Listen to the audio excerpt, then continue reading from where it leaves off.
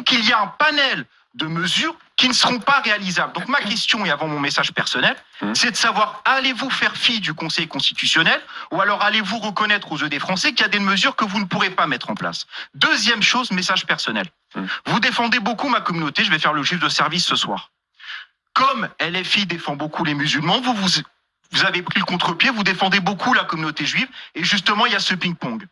Alors ma communauté est très réceptive justement à ce que vous dites, mais moi je ne tombe pas dans ce jeu-là.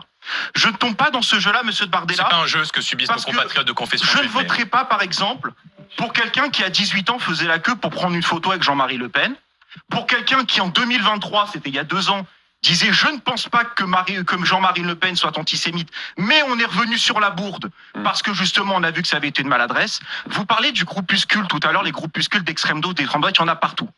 Mais quel culot, monsieur Bardella. J'ai fait une fac que vous connaissez bien, ça s'appelle la fac Assas. Vous connaissez bien les groupuscules qui régnaient là-bas à Assas, le GUD. Ça vous dit quelque chose puisque vous fréquentiez... Je n'ai jamais été au GUD, moi. Vous fréquentiez régulièrement Frédéric Chatillon. On ne peut pas nier le contraire. Vous fréquentiez très régulièrement Safi. Donc Frédéric Chatillon, qui est un membre assidu du GUD, qui est il faut que Jordan Bardella vous réponde aussi, qui est un soutien fervent de plusieurs régimes très totalitaires. Donc c'était pour vous dire que ce petit jeu que vous faites pour contrebalancer sur LFI, qui est à fond sur le musulman, et donc vous justement pour parler avec ces menaces-là, je vous voulais dire qu'une partie justement de la communauté n'est pas dupe.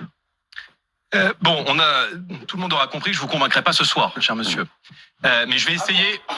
Je vais essayer, à la différence de votre propos, d'être respectueux et élégant. Vous êtes avocat. Bon.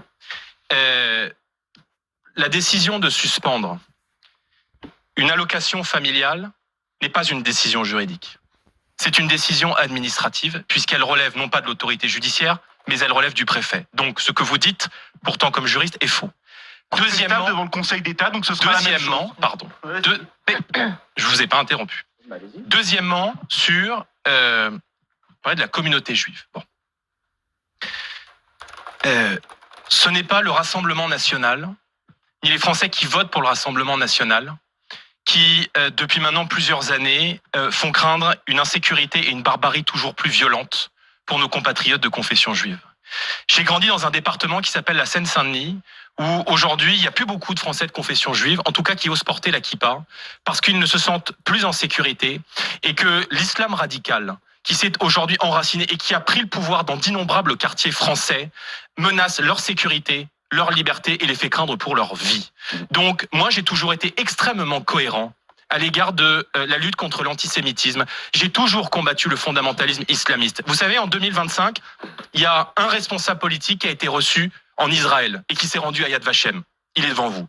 Donc, les leçons de morale, voyez, sur mon patriotisme, tout aussi dangereux que LFI, ou mon intégrité, et le régime de voyez, Netanyahou n'est pas faites-les à LFI. Parce que moi, le 7 octobre, quelques jours après, lorsqu'il y a eu les atrocités du 7 octobre, moi j'étais dans la rue, aux côtés de nos compatriotes de confession juive. Vous voyez, je n'étais pas monsieur Mélenchon à aller relativiser l'atrocité qui a été commise le 7 octobre par le Hamas et à expliquer, comme ça a été le cas par un certain nombre de parlementaires de la France insoumise, qu'il s'agissait là d'actes de résistance. Donc j'ai toujours été cohérent dans la lutte contre le fondamentalisme.